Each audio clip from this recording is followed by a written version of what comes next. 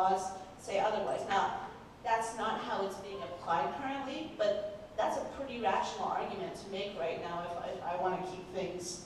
Yeah, I was talking to Delegate Murphy and Delegate Simon regarding this, because I told them, oh, we're doing this Digital Afterlife event, you want to come? And they're down in Richmond, and they actually have a new law for the House of Delegates that they are pushing regarding digital legacy and things like that nature. But it has to get passed, and so right now it's sort of in limbo. But legislators are aware that this is a big problem. I think by 2030 there will be more dead people on Facebook than there will be alive. I'm not even kidding. It's like the intersection of dead people versus alive people is like ridiculous.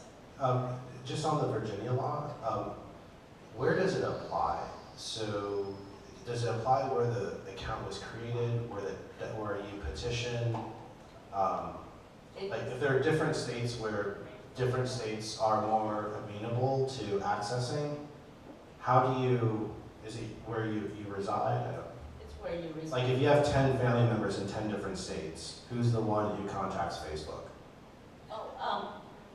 So there's a difference between which laws apply. Let's say you live in Virginia but you die in Colorado. Virginia laws are going to apply to your death if you're just visiting Colorado. The family members, everybody who they want your digital assets and everything else, frankly, have to comply with Virginia law because that's the place where So it's the person's residence, like state of residence, and that's the law that applies to the situation. That generally estates and trust laws, that's how they're applied. Sorry. To circle back to your first question of the night, we've heard the whole universe of dynamics of this issue, and it's very interesting and a little scary. And it's not the end of the process of learning about it, for sure. Where would you recommend we start? What would you say would be some practical step one, step two, assuming somebody doesn't have any kind of digital legacy status? And I'll be the example. I don't have Facebook. I go to LinkedIn. I do have lots of photos. I have lots of email.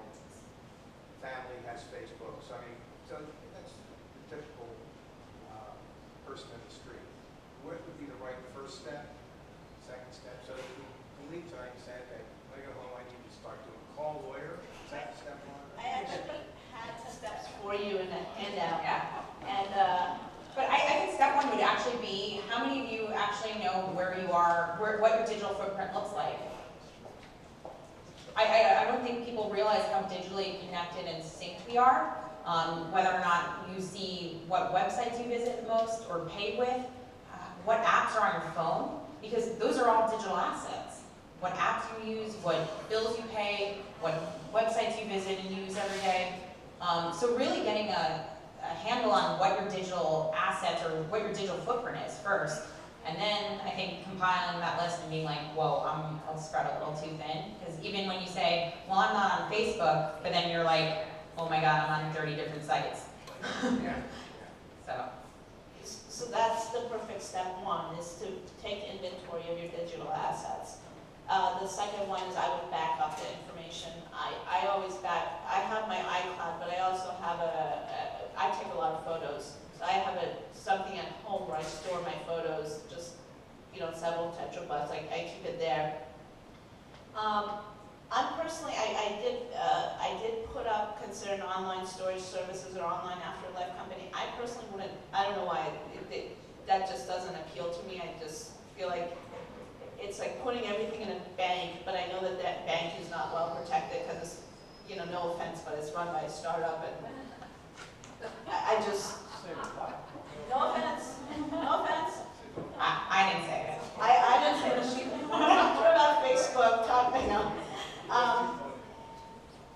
and then the next step after you go into your accounts and see what they let you do, because several companies like Facebook and like Google let you take control of that. I would do that, and then the next step is speak to an attorney. I also think it's important to speak with your family. So sit down, have the conversation, be like, do you want to be an AI or do you want everything deleted? I mean, you'd be surprised on what certain people's answers are. They're like, well, if I can give advice from the beyond, yeah, I would want to do that. And you're like, what? don't do that, that's weird. And they're like, let me tell you why. And some people have rationale and stuff like that they want to do. And so you're like, okay, I guess that's fine. Keep me around forever. I have it on record, please delete everything. Oh, yeah. What is it? I think this would be for older people. What about how like if you tag somebody? It's very ageist. It can be for anybody, really.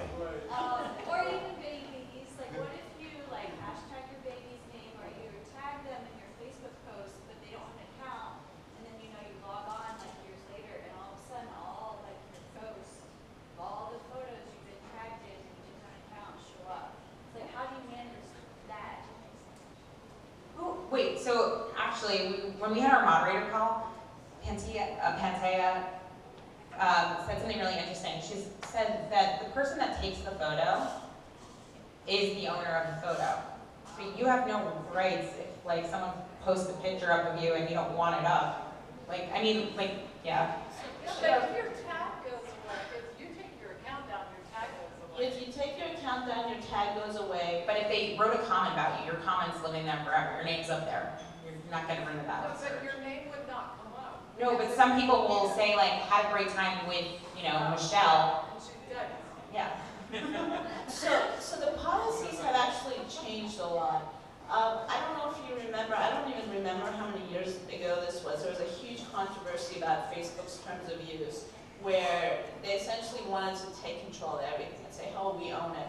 Well, now almost every responsible company out there says that you own your content, which is the right answer, and then we have a license to it. And then where they get it irresponsible or more responsible is how to use that license. It's like saying, you own the house, but I can come into it anytime I want. So that's what you're giving. And then the issue is, once I give you that license, can I take it back? It used to be you couldn't take it back because it was functionally hard for companies to go and delete the information. Now it's become easier. Facebook, Google, you'd all take it back. So then, going back, I think I went a little bit sideways. So going back to your specific question, if Facebook, I actually looked it up before our conversation. If you delete your photos, everything's gone. The only way it'll survive is if someone has shared that photo.